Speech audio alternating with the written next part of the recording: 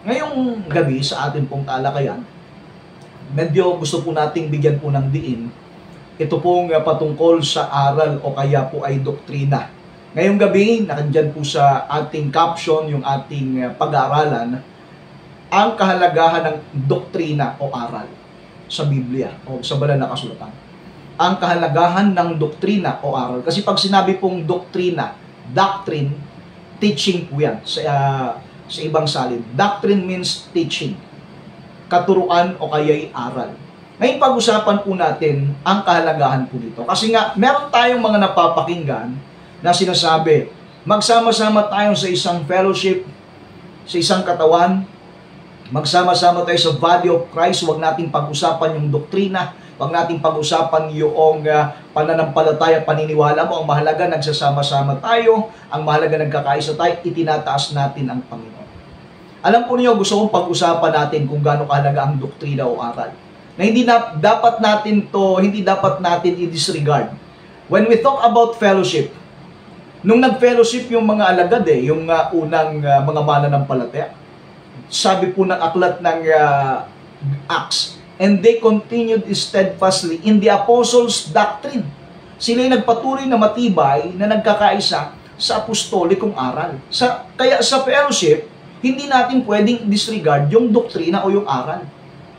Dahil yung doktrina o yung aral, yan po yung magtuturo sa atin upang tayo ay maging karapat-dapat o kaya ay magtuturo sa atin patungo sa ikaliligtas. Kaya dapat nating maintindihan kung gaano po kahalaga itong aral. Kasi nga, binabanggit po natin na meron pong ganong mga nagtuturo na sinasabi, ay hindi ang mahalaga yung doktrina, yung aral. Kasi dahil sa doktrina, nagtatalo-talo. Isa lang naman yung ating pinaglilingkuran. Naniniwala naman tayo sa ating Panginoong Kristo, kaya dapat itinataas natin ang Panginoon. Siya yung dapat na maitaas. Hindi dapat nating pagtalunan yung doktrina o aral. Tama kaya po yung ganong pananaw. Kasi nga, kung meron pong dahilan para tayo po iligtas, yun po yung doktrina o aral na ating sinusunod. Hindi porke tinataas natin ang Panginoon, automatically, magiging karapat-dapat tayo. Ito po yung patunay ha. Dito sa aklat ng Mateo chapter 7 verse 21, para magkaroon tayo ng orientation muna, naglalagay po muna tayo ng pundasyon sa atin pong pinag-aaralan ngayong gabi. Ang sabi po ng 7:21 ng Mateo, hindi ang bawat nagsasabi sa akin, Panginoon, Panginoon, ay papasok sa kari ng langit, kundi ang gumaganap ng kalooban ng aking Ama na nasa langit. Kahit pala parehas nating itinataas ang Panginoon. Ikaw, ibang grupo mo, ibang pananampalataya mo, tinataas mong Panginoon. Ako, tinataas kong Panginoon. Pero, hindi po garantiya para makapasok tayo sa langit. Ang sabi ng Panginoon, hindi ang bawat nagsasabi sa akin, Panginoon, Panginoon, ay papasok sa kari ng langit, kundi yung gumaganap lamang ng kalooban ng aking Ama na nasa langit. Ano po ba yung kalooban na yun? Yung kaloobang tinutukoy, walang iba kundi yung kanyang salita. At yung kanyang salita, yun po yung naglalaman ng mga doktrina o aral. Katunayan ito pa po yung susunod na statement dito. Marami ang magsasabi sa akin sa araw na iyon, Panginoon, Panginoon, hindi baga nagsipanghula o nagsipang-aral kami sa iyong pangalan? At sa pangalan mo'y nagpalayas kami ng demonyo, sa pangalan mo'y nagsigawa kami ng maraming makapangyarihang gawa. At kung magkakaipahayag ko sa kanila, kailanmay hindi ko kayo nakikilala, magsilayo kayo sa akin, kayong mga gawa ng katampalasan. Kaya nga napakahalaga yung tamang pagsunod Dahil meron pong hindi kikilalanin ng Panginoon pagdating ng araw. At take note, ang sabi po dito, marami ang magsasabi sa akin sa araw na yun. Hindi po ito kakaunti. Marami po ito. Kaya sa atin pong mga tagapagsubaybay, dapat nating maintindihan po mabuti itong ating pag-uusapan ngayong gabi, yung kahalagahan ng doktrina o aral. Kasi nga, kung tayo man ay maliligtas, hindi dahil sa pagtawag lang natin sa Panginoon, kundi yung pagsunod natin ng aral o katuruan. Yan po yung dapat nating maintindihan. Katunayan, yung binanggit ko po kanina, yung mga alagad, nung sila ay nakakilala sa Panginoon, nagpatuloy po sila sa tinatawag nating aral. Tingnan natin dito sa Gawa, chapter 2, verse 42. At sila'y nagsipanatiling matibay sa turo ng mga apostol at sa pagsasama-sama at sa pagpuputol-putol ng tinapay at sa mga panalangin. Saan daw po sila nagsipanatiling matibay? Sa turo ng mga apostol, apostles' doctrine, at ng pagsasama-sama. Ano po yung pagsasama-sama? Fellowship. So not just only fellowship is important, but the doctrine. Ito pong doktrina o aral. Kaya nga sinabi dito, nagsipanatiling matibay sila sa turo ng mga apostoles at sa pagsasama-sama. They continued steadfastly in the apostles' doctrine and in fellowship. Kaya napakalaga po nung aral pag pinag-usapan po natin ang kaligtasan. Ngayon, sa dami po ng iba't ibang grupo, iba't ibang paniniwala sa mundo ngayon, ang tanong po dito, paano mo malalaman kung ano po ba yung totoo? Kasi nga, pagka i-analyze natin, makinig tayo sa lahat po ng mga tagapagturo. Wala naman po magtuturo dyan, kami mali. Hindi totoo yung sinasabi na. Walang magsasabi pong ganyan. Pero how can we identify the true doctrine o yung sino po ba dyan talaga yung totoo? Alam po niyo ito ang tamang doktrina ay hindi optional para sa Kristiyano. Ito ay pundasyon ng ating pananampalataya at pamumuhay. Pag sinabing optional, hindi ito optional, ang ibig sabihin, hindi ito pagpipilian. Hindi yung gagawin ko ba o hindi ko gagawin. Ang doktrina, ito ay pundasyon ng ating pananampalataya at pamumuhay. Bakit? Kasi paano mong nasabing ikaw ay Kristiyano kung wala kang ina-apply na salita ng Panginoon? Yung salita ng Panginoon ina-apply mo, that is the doctrine itself. Yan po yung doktrina o aral na dapat mong tanggapin, dapat mong taglayin. Kaya nga, pinag-usapan po natin, sapagkat yung doktrina, yung aral, yan po ay napakahalagang katuruan sa banal na kasulatan. Tingnan po natin dito sa sinasabi rito ni Apostol Pablo sa aklat ng Timoteo. Sa unang Timoteo, chapter 4, verse 16. Ganito po ang ating matutunghayan. Ipapakita po natin sa talatang ito kung gaano kahalaga yung turo o yung aral. Sabi po rito sa English translation sa King James Version, "Take heed unto thyself and unto the doctrine. Continue in them, for in doing this, thou shalt both save thyself and them that hear thee." Ano po ang sabi sa Tagalog? Mag-ingat ka sa iyong sarili at sa iyong turo. Sa pag-asay po rito, manatili ka sa mga bagay nito sapagkat sa paggawa mo ng mga ito, ay ililigtas mo yung sarili pati ng mga nagsisipakin mo sa iyo. Kaya hindi mo dapat i-disregard yung turo o yung aral. Na sinasabi nga ng Apostol Pablo, ingatan mo yung sarili mo at ingatan mo yung aral. Manatili ka sa mga aral na ito, sa mga bagay nito, dahil sa paggawa mo nito, ililigtas mo yung sarili, pati yung nakikinig sa iyo. Kaya again, hindi po ako sang-ayon sa sinasabi po nung, huwag na natin pag-usapan yung doktrina, yung aral, basta ang malaga, itinataas natin ng Panginoon. Paano tayo magkakaisa kung maling aral naman yung iyong itinuturo? Tingnan po ninyo Kasi nga sabi ng Biblia, ang pag-iingat sa sarili at yung turo, ililigtas natin yung ating sarili, pati yung nakikinig sa atin. Kaya yung kaligtasan, nakabase sa ating pagsunod doon sa aral na ating tinanggap. Dahil sa lahat ng uri ng pananampalataya, meron pong aral meron pong doctrine. So anong klaseng aral ang tinanggap mo? At yung aral bang tinanggap mo, yan po ba ay totoong makapagliligtas sa iyo? Yan po ba yung sinasabi ng banal na kasulatan? Kaya nga napakalaga po nitong ating pinag-uusapan, pinag-aralan, itong doktrina na kung saan tinatalakay po natin ngayong hapong ito o ngayong gabi ang kahalagahan ng doktrina o aral.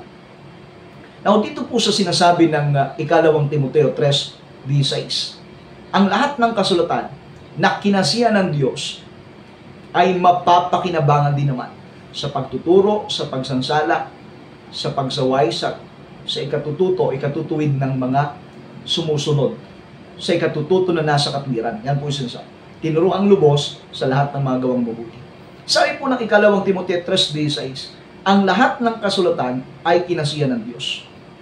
Hindi po gawa-gawa ng tao ang doktrina. Ito ay nagmula mismo sa Diyos. Kung meron man pong mga gawa-gawang aral yung tao, yan po yung tinatawag nating tradisyon. Wala pong sapat na basihan. Dahil ang Biblia rin po may sinasabi pong ganyan na meron pong katuruan yung tao na hindi naman po ayon sa pagtuturo ng Biblia. Yung sinasabi pong salit-saling sabi ng tao, ayon sa filosofiya ng mundong ito, at hindi naman ayon kay Kristo. Pero pag pinag-usapan po natin ang kasulatan, banal na kasulatan, hindi po ito gawa-gawa ng tao. Ito'y aral ng Panginoon. Kaya nga dapat tayo ay oriented sa Bible. Ang Biblia, ang ating po Panginoon, tayo ay binigyan ng mandato na hindi lamang po basta basahin, saliksikin pa nga Saliksikin natin ang kasulatan dahil ito'y iniisip natin na dito'y meron tayong buhay na walang hanggan at ito yung magpapatuto patungkol kay Kristo. Kaya sa lahat po ng mga nakikinig po ngayong gabi, una pong dapat nating bigyan ng pansin, yung banal na kasulatan, dapat nagbabasa tayo, binabasa natin. Kaya kung ang inyong kinabibilangang grupo ng pananampalataya, pinagbabawalan kayong magbasa ng Biblia, automatically hindi po yan sa Diyos. Kasi nga, ang Panginoon, in-encourage tayong magbasa ng Biblia, tapos yung ministro ninyo, yung tagapagturo niyo, sasabihin, huwag kayong magbasa ng Biblia. O bakit? Kasi nga, kung ano yung sabihin nila, sasang-ayon na lang kayo. Yan po yung masaklap na katotohanan po diyan. Ang banal na kasulatan nagtuturo sa atin na sinasabi, basahin natin, saliksikin natin yung kasulatan. Sapagkat, ito yung magtutuwid sa atin, magtuturo sa atin. At tandaan natin, ang nakasulat sa banal na kasulatan o sa Biblia, ito'y hindi gawa-gawa ng tao, ito'y doktrina na nagmula mismo sa atin pong Panginoong Diyos. Although meron pong mga aral ng gawa po ng tao. Ano pong gawa ng tao? Ano po yung mga tinatawag po nating tradisyon? Ito yung ibinigay ni Apostol Pablo na babala sa atin. Pakinggan natin dito sa Colosas 2:8. Colosas 2:8, kayo'y magsipag-ingat, baka sa inyo'y may bumihag sa pamagitan ng kanyang filosofiya at walang kabuluhang pagdaraya, ayon sa salit-saling sabi ng mga tao, ayon sa mga pasimulang aral ng sanglibutan, at di ayon kay Kristo. Meron po palang mga aral, katuruan, filosofiya o walang kabuluhang pagdaraya na ayon sa salit-saling sabi ng tao, mga pasimulang aral ng sanglibutan at di ayon kay Kristo. Meron pong mga pagtuturo na hindi ayon kay Kristo. Ang sabi nga ni Apostol Pablo, magsipag-ingat kayo, baka kayo mabihag. Anong klaseng mga filosofiya ito? Anong klaseng mga aral po ito? Yung salit-saling sabi ng tao na walang basis, wala pong basihan. Alam po yung isang sample po dyan, yung tinatawag nating superstitious belief. Ano yung superstitious belief? Yun pong mga pamahiin. Alam po ninyo, wala naman po yung basihan Salit-saling sabi. Sabi eka ni lolo ko, sabi eka ng lola ko. Yan. Mga sabi, salit-saling sabi ng tao at hindi ayon kay Kristo. Marami pong mga pamahiin, especially ang mga Pilipino. Hindi ba? O, siguro hanggang ngayon meron pa pong gumagawa na kapag anya gabi, huwag ka magwawalis dahil itinataboy mo yung grasya. Sabi ko nga minsan,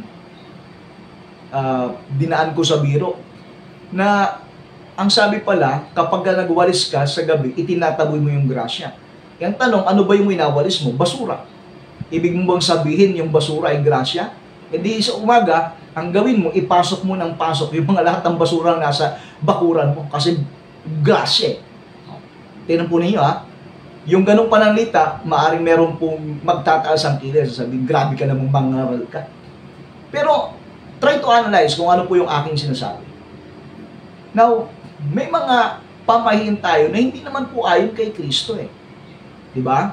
Na sinasabi nga natin, ito po isang uri ng salit-saling sabi ng tao at hindi ayon kay Kristo.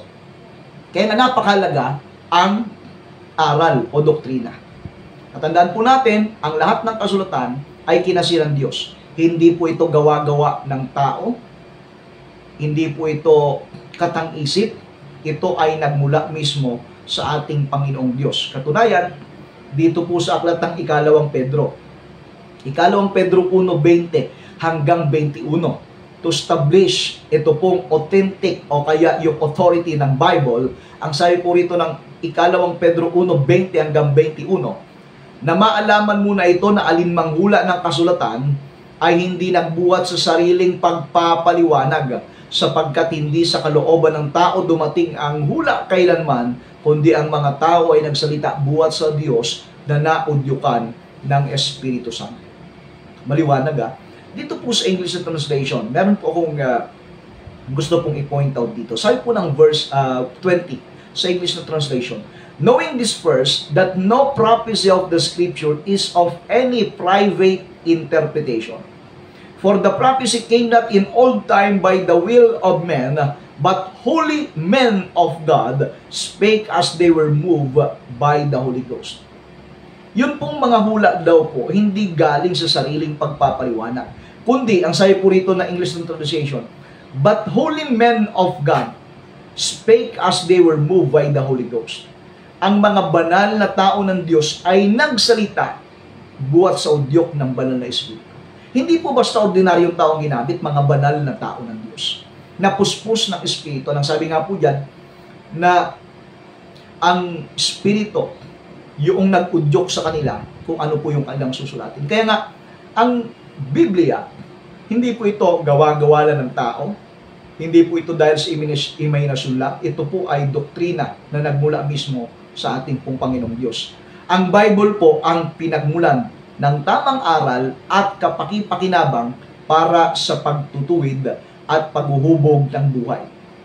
Kung atin pong babasahin yung ikalawang Timoteo Kapitulo 3, para mas ma-enlighten po tayo maigi, sabi po rito ikalawang Timoteo 3:15 hanggang 17, at mula sa pagkasanggol ay iyong nalalaman ang mga banal na kasulatan na makapagpadunong sa iyo sa ikaliligtas sa pamamagitan ng pananampalataya kay Kristo Jesus.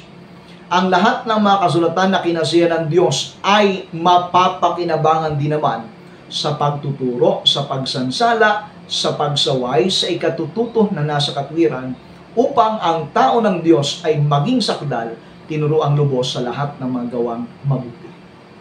Kaya nga, ang banal na kasulatan, tandaan po natin, ito'y pinagbumulan ng tamang aral at kapaki-pakinabang na para tayo ay ituwid at hubugin sa tamang buhay o kaya tamang aspeto ng tinatawag nating paglilingkod sa ating Panginoong Diyos.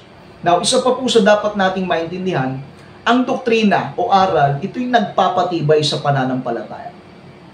Dahil pag meron pong aral mas tatatag tayo. Kasi nga, ito yung pundasyon Ano ba yung tinanggap mong aral? Kumbaga, pagtatanungin tayo, paano ba tayo naligtas? Ano ba yung mga hakbang? Of course, ang kaligtasan, it is by the grace of God. Biyaya ng Diyos. Pero hindi ibig sabihin, wala tayong gagawin. Kasi yan po yung isa na sa parang, kumbaga, misleading interpretation. It is by God's grace. Yes, it is the grace of God. Pero it doesn't mean na wala tayong gagawin, because faith without works is dead. Yung pananampalatayang walang gawa ay patay sa kanyang sarili. Ibig sabihin, biyaya ng Diyos.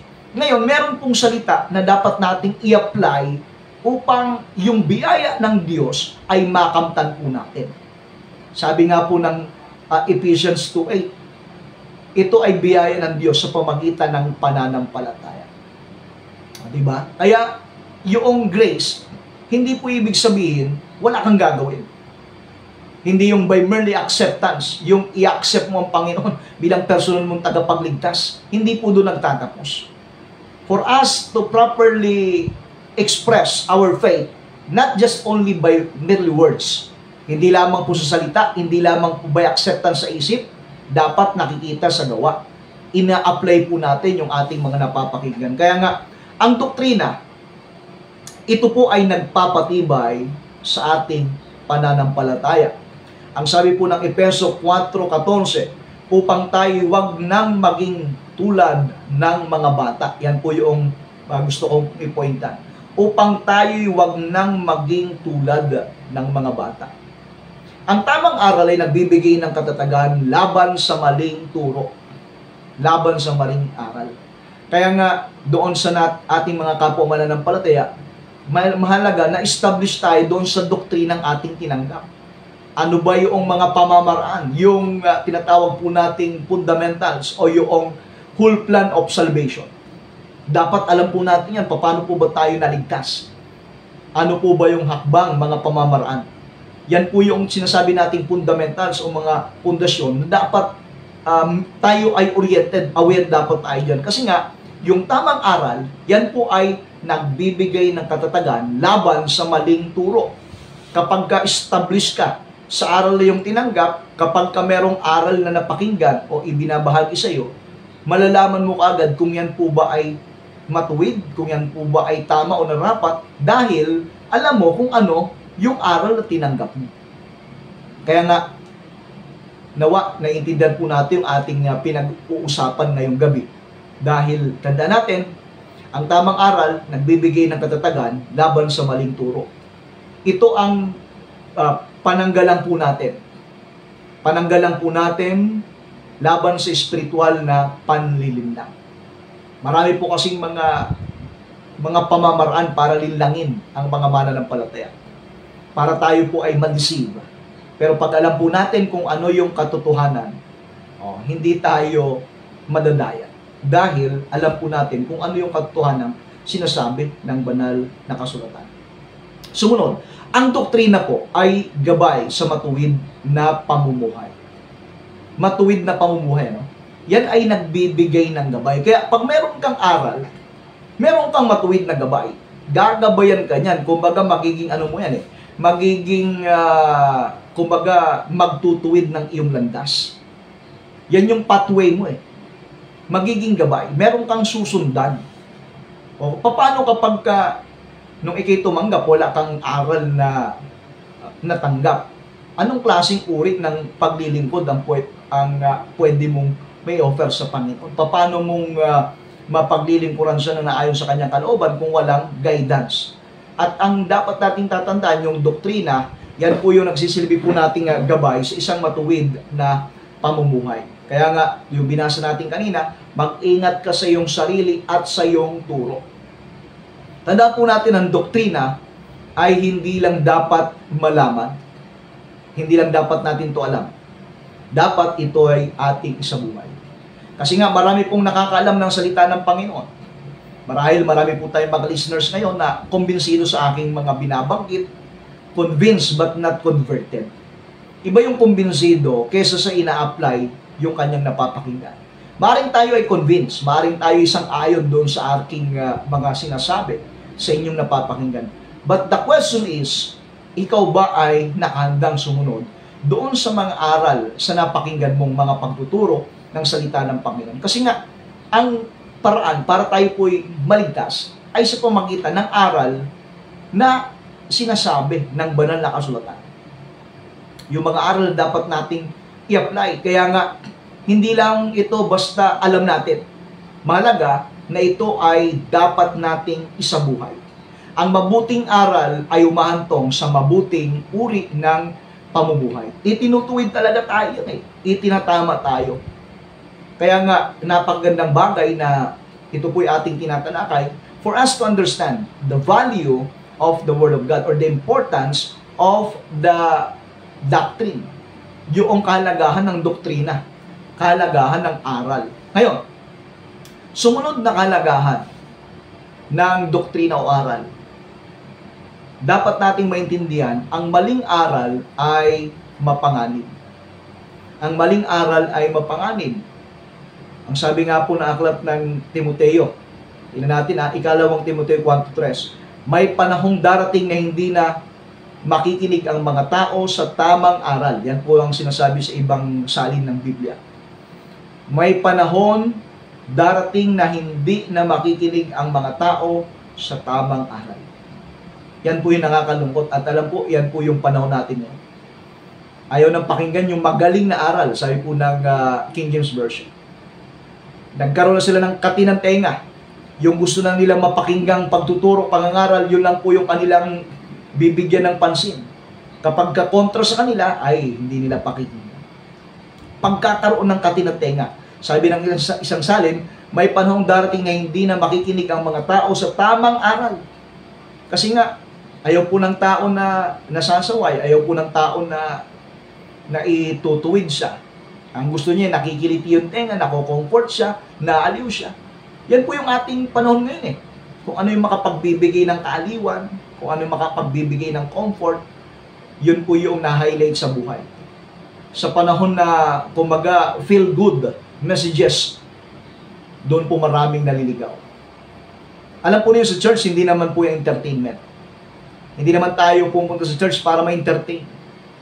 Sa church, inaayos tayo, itinutuwid tayo. Kaya may mga pagsaway diyan, may mga pagtutuwid na nangyayari, may pagsansala. Kasi nga, yan po yung design ng church. Sabi ko nga doon sa isang post ko dito sa aming church FB page, ang church parang ospital. Doon tayo ginagamot, doon tayo inaayos. May mga pagkakataon, may mga sugatan tayo sa ating spiritual na aspeto. Ginagamot tayo dyan. Itinutuwid tayo. Sa panahon tayo ginagamot, hindi naman po maganda yung pakiramdam natin.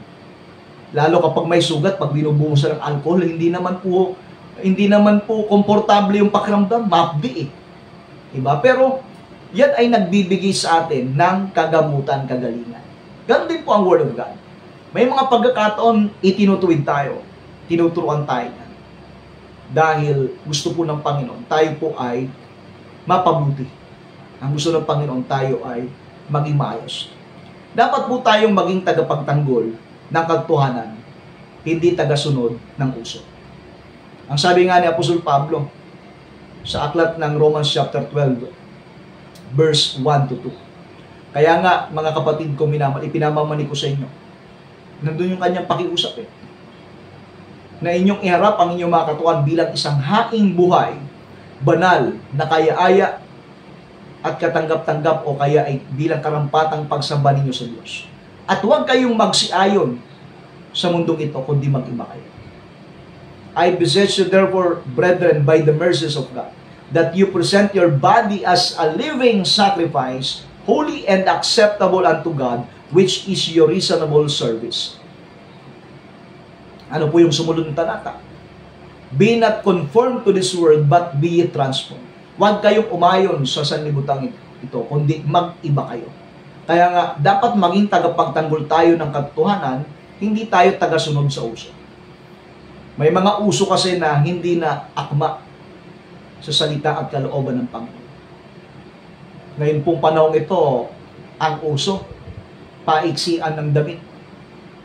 O kaya, nako-compromise yung ilan. Pag ikay mananampalataya, ipipreserve mo yung apostolikong uri ng pananamit o kaya ay pamumuhay. Now, dapat nating maintindihan mga kapatid at mga kaibigan, sa lahat po ng ating mga tagapagsubaybay, nakikinig at nanonood ngayong gabi, maglaan po tayo ng panahon sa pag-aaral ng banal na kasulatan. Suriin po natin ang bawat aral na ating pinakikinggan.